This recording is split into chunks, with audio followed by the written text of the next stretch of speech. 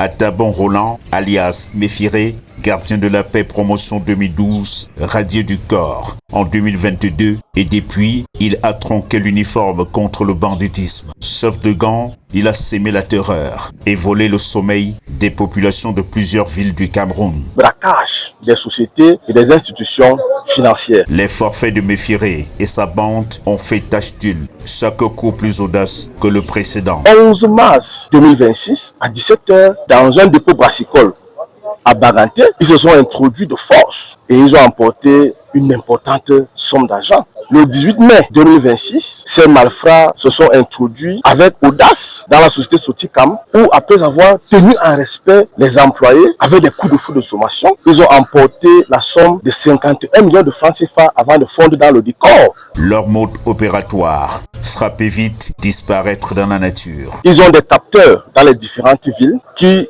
étudient les flux financiers des entreprises ciblées. Et après, il faut venir un commando qui fait une frappe chirurgicale. Les éléments de la police judiciaire de l'Ouest ont mis le grappin sur le chef et ses acolytes. Un coup de filet qui met fin au grabuge criminel de ces malfrats. Nous avons investi nos milieux criminogènes et de fil en aiguille, nous avons identifié et localisé ces malfrats dans les villes de Bamenda, Kumba, Bouya et Douala.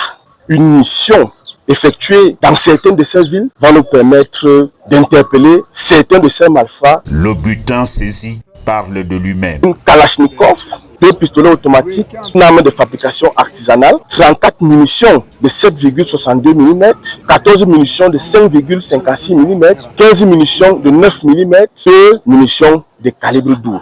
Le véhicule de marque A26, le véhicule qu'ils utilisent pour commettre ces opérations sur l'étendue du territoire national et avec la facilité de celui qui se fait passer pour un inspecteur de police en service. Cette opération coup de poing n'aurait pas été possible sans la collaboration des populations. Une synergie entre elles et la police. Dénoncer, c'est déjà combattre. Grâce à cette synergie entre les forces de l'ordre et les citoyens, nous sommes déterminés à réduire significativement la criminalité dans notre territoire de compétence. Méfiré et ses hommes sont désormais entre les mains de la justice militaire. Prochaine étape, le tribunal pour répondre de leur forfait.